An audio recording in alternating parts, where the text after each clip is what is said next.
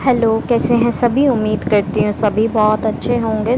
आज की जो डीएम एनडीएफ की एनर्जीज़ आ रही हैं वो बहुत ज़्यादा ऐसी आ रही हैं कि डीएफ्स बहुत ज़्यादा ट्रिगर्स से गुज़र रही है। लोग उसे आकर ट्रिगर कर रहे हैं। कुड बी पॉसिबल कोई भी फैमिली मेम्बर हो या फिर स्ट्रेंजर हो या फिर डीएम ही क्यों ना हो, स्पेशली जो कि फेमिनाइन एनर्जी से डील करते हैं, वो स्पेशली फेमिनाइंस को हिट कर रहे हैं। दूसरी डीएफ्स भी हो सकते हैं, ऐसा नहीं है कि दूसरी डीएफ नहीं हो सकते।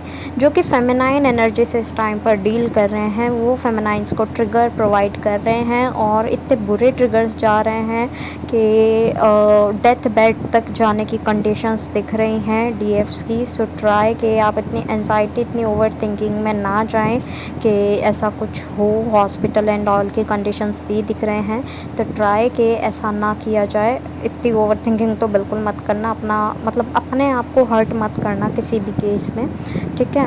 एंड ट्राई के जितना मेडिटेशन कर सकते हो, जितना काम रह सकते हो उतना काम रहना। बिकॉज़ ये जो न्यू मून आ रहा है ये आपको काम करने के लिए आ रहा है, लेकिन एफ़र्ट्स आपको करने पड़ेंगे तभी काम होगे ना।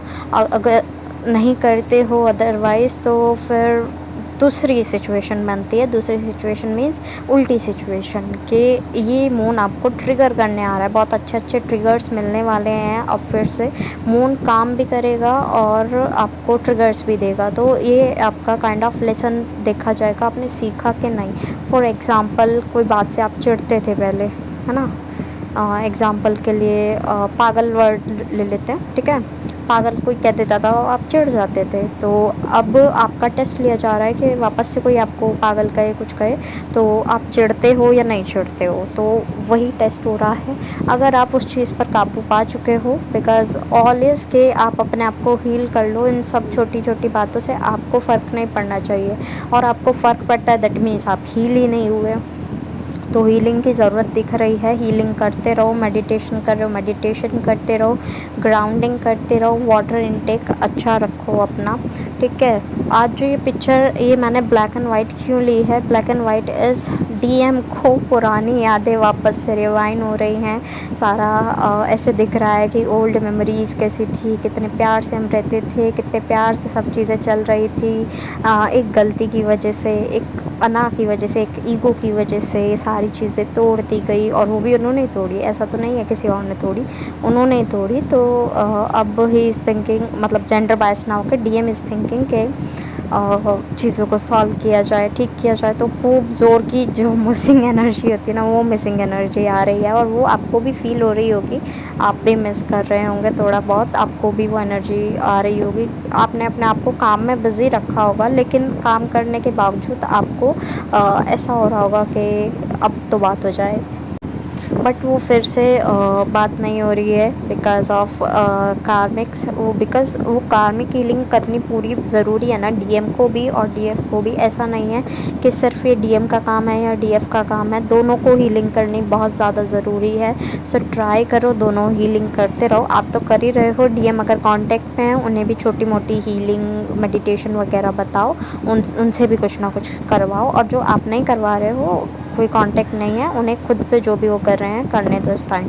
इस टाइम वो उनकी फ्रस्ट्रेशन की एनर्जीज़ बनी हुई हैं, वो आपको दिख रही होंगी अपने एटीट्यूड में, कि थोड़ा सा चिड़न महसूस हो रही होगी लोगों से, और थोड़ा सा अजीब सा फील हो रहा होगा कि यार देखो इसने मेरे साथ कितना बुरा किया, मैं तो अच्छा करता था, करती थी, लेकिन इसने देखो कैसे किया मेरे साथ में। तो अजीब सी एनर्जी फील हो रही होगी आपको। वो डीएम की फ्रस्ट्रेशन, इरिटेशन, ये सब एनर्जी मिक्स होकर ये एनर्जी आपको मिल रही है, ठीक है। नेक्स्ट इज़ के सभी चक्रास जो हैं वो अभी फोकस में हैं।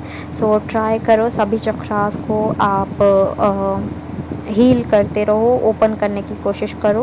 कुंडलिनी अवेकनिंग दिख रही है, तो उस पर भी फोकस रहे आपका कि मेडिटेशन आप कर रहे हैं।